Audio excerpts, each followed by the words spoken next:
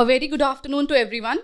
The Department of Management Studies, IIT-Delhi is an established name not only in the academic fraternity, but also in the corporate world. Today, we feel truly blessed to have with us Acharya Prashant sir to address us as Inspire 2.0 speaker. He has been kind enough to accept our invitation and address the students of IIT Delhi for the 4th time. Thank you, sir.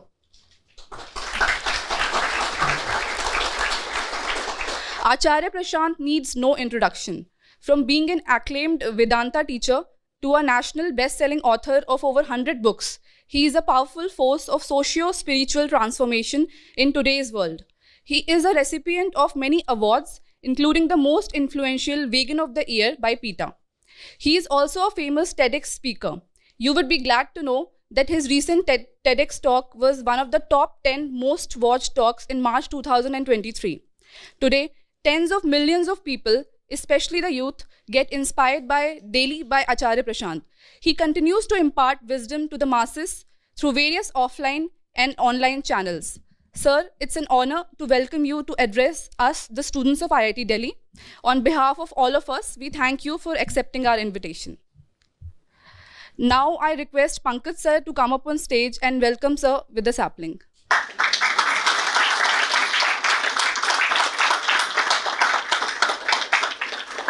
We now pass on the session to members of Prashant Advait Foundation to take the interaction forward. Good afternoon, sir. Myself, Ashank. I'm an MTech student here at IIT Delhi. Sir, most of my friends plans to go to United States or Western countries for higher education and for jobs. When they go there, they tend to adopt the Western culture and leave behind the Indian tradition and Indian culture. Sir, my question is how Bhagavad Gita and Upanishad can help inculcate the true Indian values and help them understand the Indian tradition and culture to those youth. We are conflating a couple of things here. Thank you for the question. Please sit. Thank you, sir. See, Vedanta, that's the Upanishads, Bhagavad Gita, and the Brahma Sutra or Vedanta Sutra. They do not teach you tradition, culture, or values. Let's get this very clear, first of all.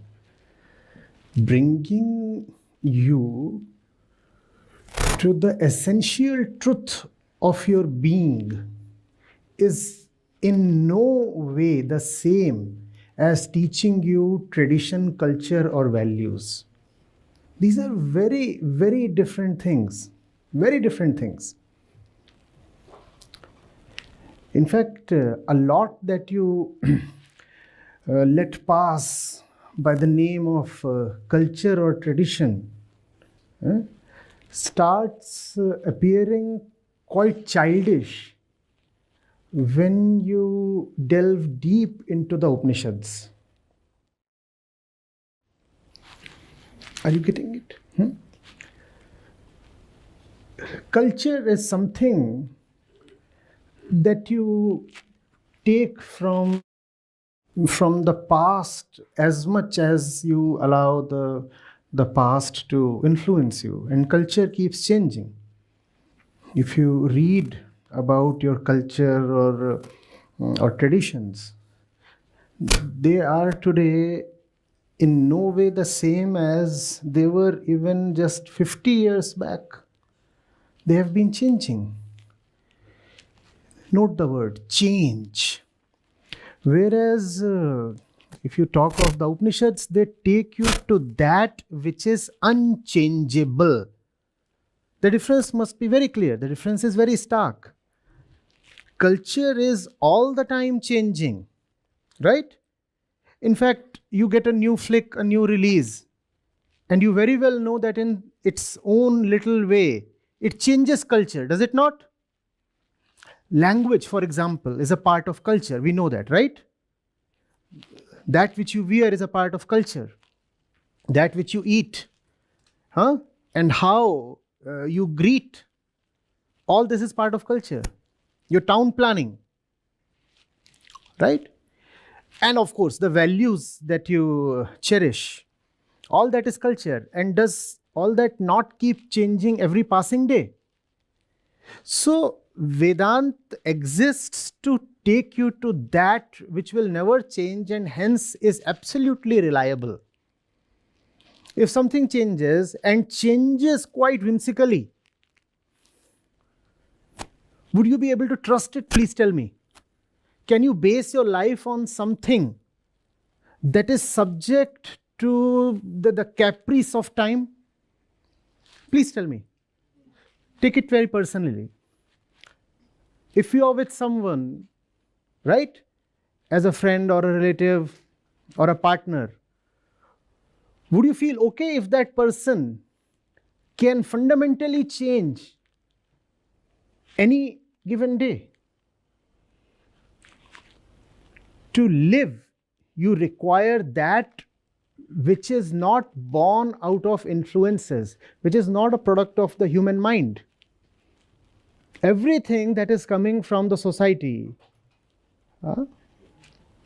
is a product of human mind, and it just keeps changing. If it keeps changing, then it will not be able to take you too far. The purpose of spirituality is to give you the deepest inner assurance possible, the deepest rest and peace possible. And that you can get only if you have something that is not man-made, that is not a product of thought, that is not influenced or conditioned. And culture, values, tradition are not that, not at all. You know that, right? This auditorium did not exist 100 years back. But let's say it did. Would you be sitting here in these same clothes? So things have changed, right? Look at the kind of food you eat today. Is it the same as what your grandparents used to eat? Your language? Even your values. I'm pretty sure a few decades back, we won't have so many female participants here, right? What are you doing studying engineering or business education? What are you doing? The values of that time wanted you either to not to be educated at all or be educated only in housekeeping, right? So things have changed. Are you getting it? I'm still to get over this. How are people able to relate the Upanishads or Gita to culture or tradition or values? There is just no relationship. In fact, the spiritual man, the man of Vedanta, the man of wisdom, will have very little regards for culture, tradition, values, etc. If he has to value, he will value just that one that the Gita enjoins him to value. Does Krishna teach you to value 1,000 things? Is that the philosophy, the message of the Gita? Value 1,000 things. Value what your father told you. Value the kind of local customs that are practiced in your region. Is that what the Upanishads or the Gita are telling you? They're telling you that you must value only the absolute truth. And beyond that, nothing is to be valued, right? And in this world, if something is to be accorded value, it would be in proportion to the capacity of that thing to take you to the truth, right? If I am, for example, to value this occasion, that value has to be proportionate to the intent and ability of this occasion to give us something higher, right? If this occasion fails to give us something higher, why must we value or respect this occasion? Must you? The value that you are according to this speaker has to be commensurate with the intent and ability of this speaker to give you something that is sublime, that has a timeless value. If only is this speaker able to do that, Does he deserve some value? Otherwise, he should be thrown out of this place. That's the message of the Gita. That's what when Krishna says that you should leave all the dharmas behind and come only to me. What does he mean when he says that all the dharmas are to be left behind? Mamekam Sharanam Braj. What does that mean? That means, all these responsibilities and things of thought and culture and tradition and value and whatnot and conditioning of 1,000 kinds that you have given a place to in your mind, just keep them aside. They don't merit the kind of respect that you give them. Value just that one thing that I'm teaching you right now. That understanding is everything, right? Blindly following this or that custom does not mean much. In fact, if you look at those who have been able to reform the society, they were the ones who were deeply rooted in Vedanta. If you will go to the Indian Renaissance of the last 2.5 centuries, look at the names you come across. Raja Ram Mohan Roy, Debendranath Tagore, D.K. Karve. Who are these people? Where were they coming from? Or Swami Dayanand Saraswati, where were they coming from? Or Swami Vivekanand, for that matter. Or Mahatma Gandhi, he too was a social reformer. Or if you want to take the entire spectrum, then obviously you have to include Dr. Ambedkar, Savitribai Phule, Jyotiba Phule. They were coming from their commitment to the truth. Or were they committed to tradition and values and culture? I'm asking you, please tell me. If tradition, values and culture are to be accorded a great place, then we would never improve. Never. So if people are going abroad and then refusing to read wisdom literature, that's when I'll be alarmed. That's when I'll be alarmed. But if they go abroad and let their language be influenced, or their choice of clothing, let the jury be still out. Obviously, I'll not want somebody to turn a flesh eater just because he has left India and settled abroad. But if you say that you will behave in exactly the same way after settling abroad, you say you must behave and wear and speak exactly the same way as you used to do when you were in Kanpur or Nagpur or Indore or Badaयूं or Hapur or that defies common sense. But if your commitment to the truth starts wavering when you go abroad, then that indeed is a cause for concern. If the Gita was respectable to you as long as you were in India, and once you land abroad, you shun the Gita, then I'll be concerned. It's the timeless truth that matters. Please understand. Everything else is anyway time dependent, is it not? Except the truth, everything is time dependent, and that which is time dependent must obviously change with time. Kal Chakra. Only the truth is Kalatit, Akal, Samayatit, as you put it. What's the problem in letting the other things change?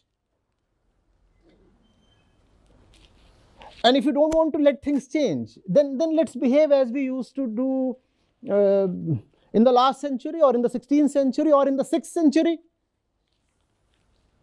Even the advocates of culture do not want us to go back to the 6th century.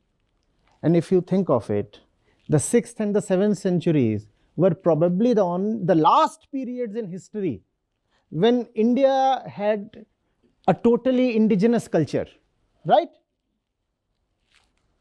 8th and 9th century onwards, India started getting influenced from the Western contacts. In fact, I should not even say 8th and 9th century. Before the Arabs came, there were the Greeks. And the Greeks came 500, 700 years, 1,000 years rather, not 1,000, 700 years before the Arabs. And then later on the Turks came. So if you want to have a pure culture, you will have to go to not to year 1800, but to 800. And even 800 will not be very pure. And all those who keep talking of culture and Indian values, the maximum that they want to revert to is 1800. My question to them is, why 1800? Why not 1600, 1200? Why not the year 800 Christ era? And why not go back to the culture before Christ?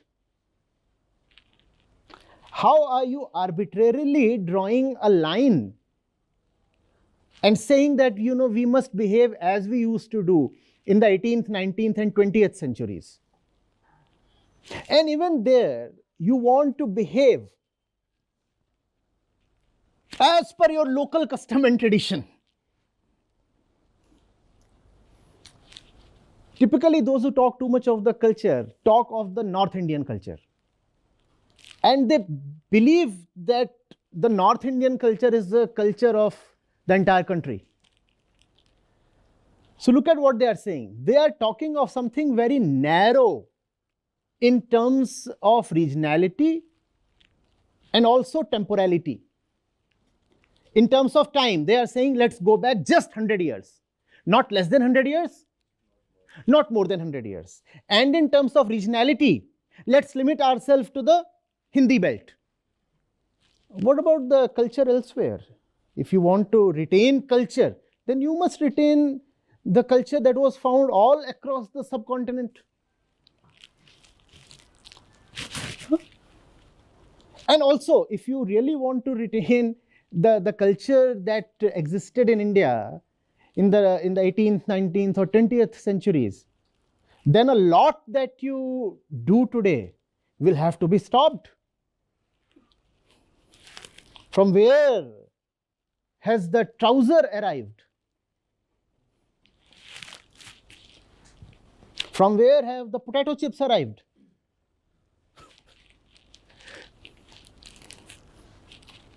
This was not happening even 200 years back. And I keep asking, chips come later. First of all comes the potato. From where has the potato arrived? Potato is not indigenous. Neither is the tomato. If you want to limit yourself only to the things that belong exclusively to the subcontinent, then forget about chips and burgers and pizzas and Manchurian balls. You will have to give up on tomato and potato as well. You use the kurta, for example, on all your religious occasions, don't you? From where has the kurta come? Is the kurta really indigenous? If you talk of things that are exclusively to India, India, mind you, had very little tradition of any upper wear, neither for men nor for women, because we are a hot country. So men used to wear next to nothing when it comes to the upper body, and women too used to wear very little. That's the Indian culture. Now tell me, from where has the ghungat come? But you talk of the ghungat as Indian culture. It is not. And you know from where the ghungat is coming. You know the tribes belonging to Arabia that used to practice parda. That was a cultural thing there. And when the cultural mixture took place. Then that thing came to India as well, and you started using the ghungat. But today, if you locate a woman wearing a sari and practicing the ghungat, you will immediately say, oh, she's a cultural woman. But she's not.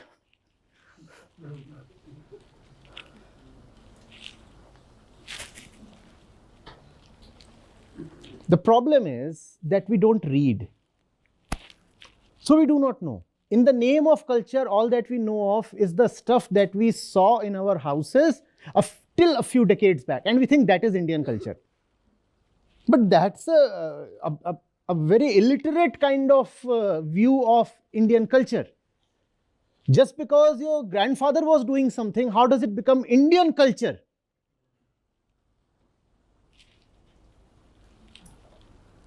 You know what is culture? That which people practice is culture. That which people practice is culture. If a foreigner came to India just around, let's say, 30 years back, he would say, chewing the betel nut with supari and katha and chuna and spitting it out selectively on white walls is Indian culture. Because that's what everybody was doing in India, especially on the hospital walls. That's how hygienic we were. Now you're not doing that, right? Why are you not doing that? Why are you defying your culture? Note the definition of culture. Culture is an ever-changing entity, right? That which most people start practicing becomes the culture. You guys are a little young. Those who have a few gray hair would remember the menace of Pan. You remember? Common buildings, government buildings, hospitals, everywhere, just Pan, Pan and Pan. How is that not culture? Please tell me. And do you want to retain that? Or do you rather want to improve? Please tell me. So, the great good elements of culture must be retained. And how do you know what is good in your culture? That which leads to the truth of the Upanishads and Gita is good. That which you are just blindly practicing is bad. It's simple, is it not? It's so straightforward. Love these poems. They come from Hindi. Obviously, most of you will understand. How many of you do not know Hindi at all? Good, then we can have questions in Hindi as well at some stage, right? Right. So, lo atit se utna hi jitna sundar hai. जीर्ण शीर्ण का मोह मृत्यु का द्योतक है. Do not just blindly take everything from the past. That which is life-giving, that which is full of goodness must be retained. And also, new customs can be started. You have to examine your values very carefully. It's not a small thing. What is it that you value? That is the thing that determines your entire life, right? Value means respect. Value means honor. If you value something, you will accord that thing your time, your energy, your mental space, right? Once you start valuing something, you start giving it your money, your time, your energy, your mental space, which is your entire life. So how can you just blindly value something and say, oh, it is a cultural value? No. Value determines life. So be very careful. There is a lot in our past that is immensely great, and there is a lot in our past that we need not touch today. So apply discretion. Are you getting it? I do not like those who think of the past of India as just junk. They want to jettison everything. They say, no. If it is Indian and it is old, we do not want to touch it. They are fools at one extreme. And at another extreme are fools who say, oh, if it is Indian and it is old, then it is venerable. No. Truth does not lie at either of these two extremes. There is stuff in the past that you must immensely respect. We are talking of the Gita, we are talking of the Upanishads, we are talking of our great philosophers and mathematicians and scientists. Why must we not be proud of them? I'm proud of a Karnava, an Ashtavakra, a Kapil, a Kanad, obviously all the rishis of the Upanishads. They are the ones I'm proud of. I'm proud of Sushrut. I'm proud of Aryabhat. They are the ones I'm really proud of. There is a lot in our past we can justifiably be proud of. And I have just thrown a few names at you. There are dozens of such great names, but they are not valued. Instead, we value a lot of rubbish from the past. Is that okay? Tell me. Do you like that? We can't.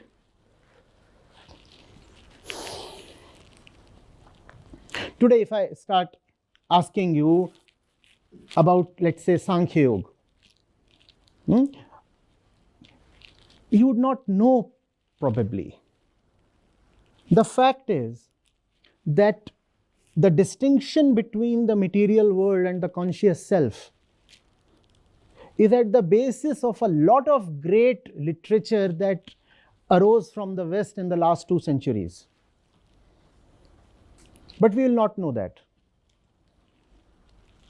As young people, I'm sure you admire Jonathan Livingston Seagull or Siddharth from Hermann Hesse, right? You also talk of Animal Farm in 1984. Or don't you? Pink Floyd. If you go into their works, you will see a distinction between the world and the self. All that is coming from Sankhya Yoga. But today, if I ask you, kindly tell me the originator, you will not know. If I ask you, kindly tell me the important works of Sankhya Yoga, you will not know. Instead, we keep talking of Indian culture, tradition, values. That is not justified. So many people, for example, are practicing yoga today, correct? Even here. How many of you practice yoga in some form or the other, at some time or the other? But if I ask you, have you really gone through Patanjali's works? You will not know. And if you do know them, then I'm so thankful and happy.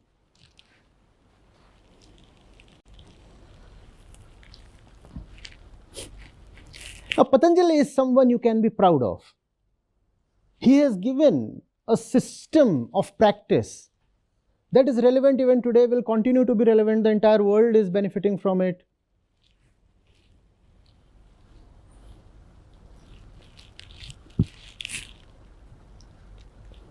Instead, they get quite angry when they see me in this kind of an outfit. They say, "Why are you wearing this? What's your problem?" I will.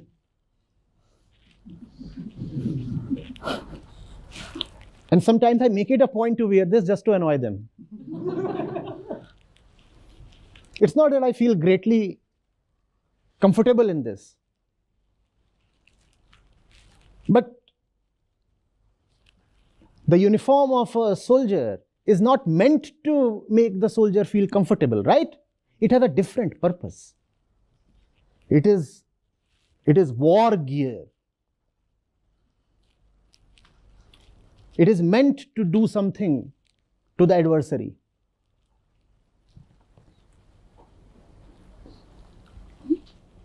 And I have been so comfortable in a kurta like this for very, very long years. It's okay. I'll talk of the Gita. In that or in this? How does it matter? Please tell me. Or does it? If Krishna were to come today, would he wear the same kind of clothes you find him wearing? Huh? On the grounds of Kurukshetra? Would you find him walking around in the same kind of clothes? Please tell me. Is the Gita timeless or are clothes timeless? But people who do not know the Gita are very concerned with clothes, especially women's clothes. That only tells about their own untamed sexuality. Why are women wearing this, wearing that? It is against Indian culture. Come on, grow up. Grow up. Grow up and tame your inner animal. How is it that all the time you are concerned with women's clothes? No, not the animal culture. Tell me a few verses from the Bhagavad Gita, they will not know.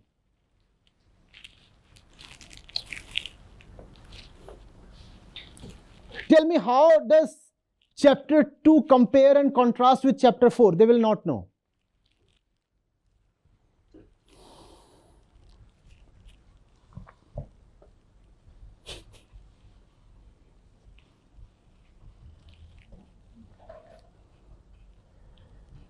That which is time bound, even if you try extremely hard, you will not be able to save it.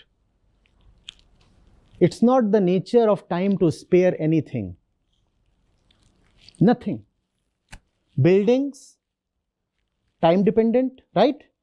Food, men and women, kingdoms, time dependent. All that is within time is reduced to zero by time. Time gives birth and time annihilates. Culture, it rises at a point and then it disappears at a point. Come on. Don't you understand the basics of spirituality? That which takes birth in time will one day obviously die in time or change in time. Correct? Wisdom, spirituality, Vedanta, Gita, Upanishads, they exist to take you to the timeless, because it is the timeless that your heart beats for. Spirituality is not about following culture. It is also not about opposing culture. Spirituality is about taking the mind to that which transcends the mind. And whatever the mind has is time stuff. Mind stuff is time stuff. And the mind will never feel at peace till it continues to rotate within itself, that is, within time. The purpose of spirituality is to liberate you from all kinds of sorrow. And time is sorrow. But this you will understand only if, first of all, you go to an Ashtavakra or to a Ribhu or to a Dattatreya. Mind is time. Time is sorrow. And you do not want to live in sorrow, do you? If you do not want to live in sorrow, you will want to know the limitations of mind and time. And when you know those limitations, you transcend them. That's Atmagyan or self-knowledge, the right word for spirituality. Spirituality is a very loose word. I came across something quite hilarious today. They said, this Acharya, who is not even qualified or something, he keeps talking against rituals. But look at spirituality. It is spirit plus rituality. Forget about epistemology. You have not even studied etymology. You do not know where the word is coming from. This kind of thing. Spirituality is spirit plus rituality. So spirituality is all about following rituals, I say. And you have a lot of these people these days. They call themselves spiritual leaders and they play with words. They just play with words. And this kind of a, for example, give me any word. I'll tell you what they'll make out of it. Let's play a small game. Give me some word. Huh? No. The word has to be long enough so that one can play with it. Huh? Desire. So they will say, when you stop accepting anybody as your boss, that's when you move out of desire. Desire says desire. What does sire mean? S-I-R-E. Bossiness. When you have someone over your head, you say he is siring me. So desire means breaking free. So desire is great. This kind of spirituality is what we have today. Anything goes. You said Shiva. I didn't take that. But it can be taken. And it can be brought down to an unimaginable level. The kind of things they can say. They'll say, you say that the Indian culture has been misogynist. It has not been misogynist. See? She, wah.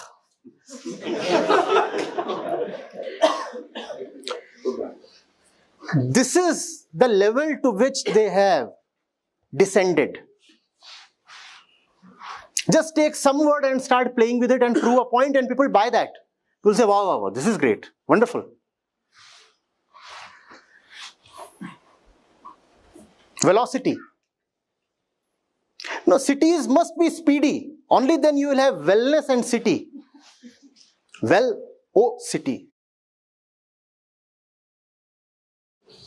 Citibank used to say when they came for campus hiring at IIM, the city never sleeps. Probably they still say that. Mumbai. Huh? Mumbai. Huh. Is that wisdom? Is that Gita? Is that Upanishads? Is that something you can be proud of? Please tell me. How can you take that seriously? How can you patronize that? Or that's what is going on. We can play this game a little more. Any word you take, and they'll come up with a clever quip.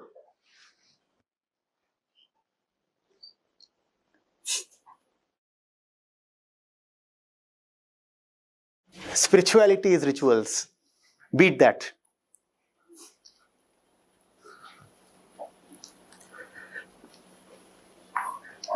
A correction. लो अतीत से उतना ही जितना पोषक है. I had said सुंदर है. That's actually लो अतीत से उतना ही जितना पोषक है. जीर्ण शीर्ण का मोह मृत्यु का द्योतक है.